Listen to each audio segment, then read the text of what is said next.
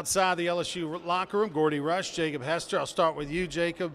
Tonight's performance, I thought last week was impressive against Texas A&M. This one was just as good. I thought it was better. I mean, this defense, and they heard every chirp about the Ole Miss game and how many yards John Rice Plumlee and that Ole Miss offense had rushing the football, and they've come and played complete football. I mean, Arkansas, you can say what you want about them. They dominated. Texas A&M, Kellen Mond dominated. Jake Fromm's going to play on Sundays, and they made him look like a pedestrian quarterback. And it's truly remarkable because this defense, for all the flack they took, it's really the first time all three stars have been healthy. Caleb Vaughn, and you talk about Rashard Lawrence, Grant Delpit, they've kind of been nicked up at different times throughout the year. The stars kind of align now, and you're seeing what this LSU defense can do. Another ho-hum performance by Joe Burrow. Struggled at times with 10 incompletions today. Oh, gosh. MVP, though. You know, I looked at 10 incompletions. It could have been 440 yards. I mean, Burrow, I thought, did a fantastic job.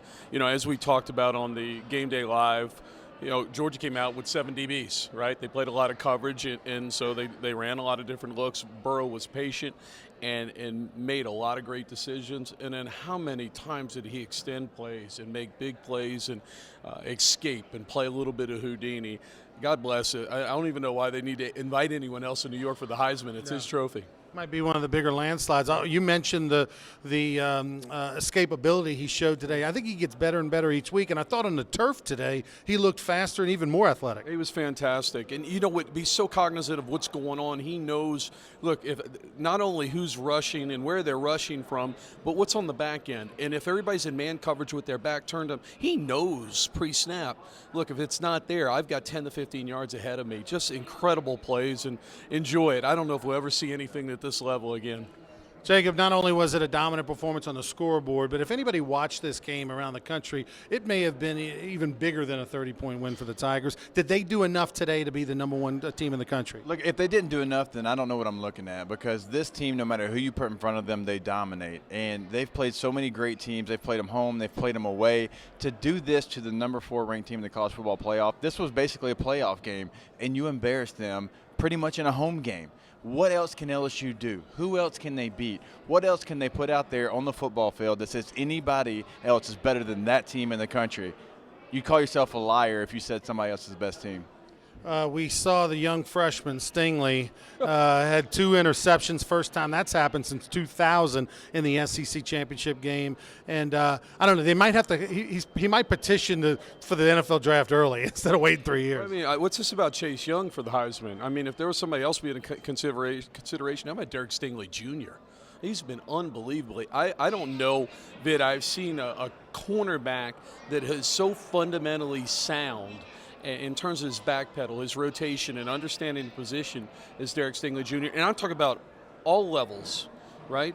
I mean, not all levels of football, but all level freshman, sophomore, any class. He's a true freshman, and he's out there going head-to-head with the best players in this league and making them look silly. He's doing fantastic. Yeah, we didn't have Zach Von Rosenberg. We didn't really talk about him, but let's talk kicking. You know, you're a soccer guy. You're a kicking guy. By the way, I saw Gordy's video earlier from kicking over the SEC, the deal next door. But Cade York, I mean, we're a year removed from Cole Tracy being arguably the best kicker in the country. This young freshman may be the best in the country. Well, you knew he had the leg. I mean, in recruiting, in the All-Star games, we saw the big leg.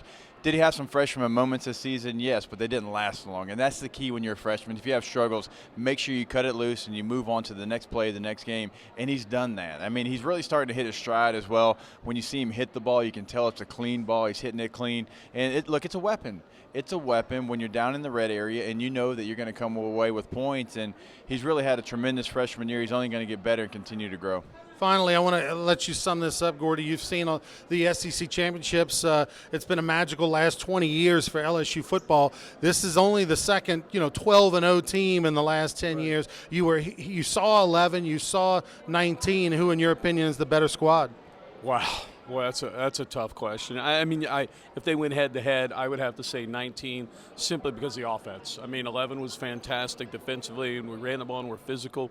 But to me, I mean, when this defense is playing at this level, this is as good as it gets. This has been a special year. Pretty cool environment here at the Mercedes-Benz Dome in Atlanta. Pretty awesome environment. For Jacob Hester and Gordy Rush, we'll see you next time on the 28th, either in Tempe or Atlanta, against whoever. We'll find out in the next 12 to 24 hours. Let's go back to the studio.